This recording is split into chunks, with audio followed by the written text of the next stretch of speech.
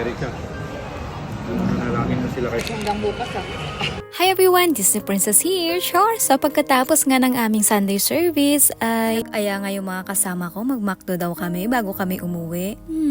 Salamat sa sponsor and God bless you. So ayan na nga yung aming mga order. At kapag sinabing McDo ay talaga naman burger na una yung u-orderin. At yung in-order ko nga dito ay yung sikat dito sa Japan na samurai. Kayo ba kapag napunta ng McDo, ano yung kalimitan yung in-order? Yung kasama ko ay talaga naman loyal na siya sa double cheeseburger. Itong kain namin ito ay pang dinner na rin to. Para pag uwi ng bahay ay tutulog na lang. O diba, mindset ba? Sure. Ganda rin kasi yung ganitong moment. Alam nyo yung hindi lang puro trabaho dito sa Japan. Kakain, tutulog, papasok sa work. Alam mo yung ganong araw-araw na routine. Actually, nakakapagod siya physical. Pero kapag ganito, yung may mga kaibigan ka, may nakakausap, may mga, alam nyo yung kwentuhan, hindi kasama yung trabaho, ay nakaka-relax talaga. Tapos kapag ganito, hindi mo na nga talaga namamalayan yung oras, ay ang tagal nyo na palang nag-uusap. Kung pwede lang, hindi mo na matapos yung araw na yun kasi nga kinabukasan magtatrabaho na naman. Diba, mga kapwa ko OFW, alam ko makaka-relate kayo dito. Ito na yung aking pagkain, talaga naman sulit na sulit itong burger na to. Double patty ba naman? Hindi nga set yung in-order ko yan kasi grabe, nakakabusog na yung isang ganyan pa lang. Pinakamasarap habang kumakain ay kwentuhan.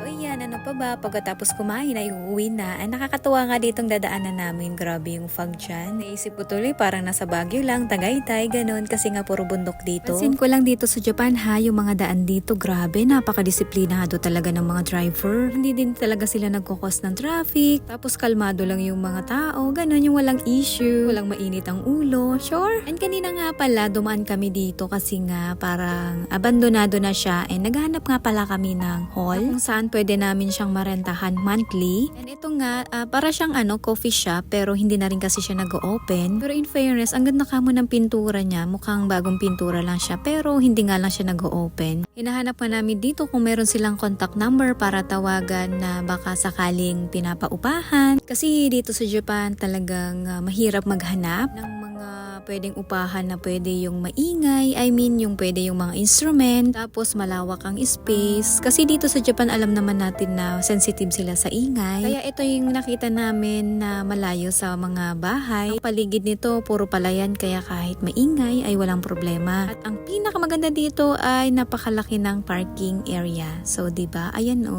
yung kanyang side. Tapos makikita mo diyan sa likod ay mga palayan. Praying and hoping na magkaroon din kami ng hall and God's will na lang kung ito talaga.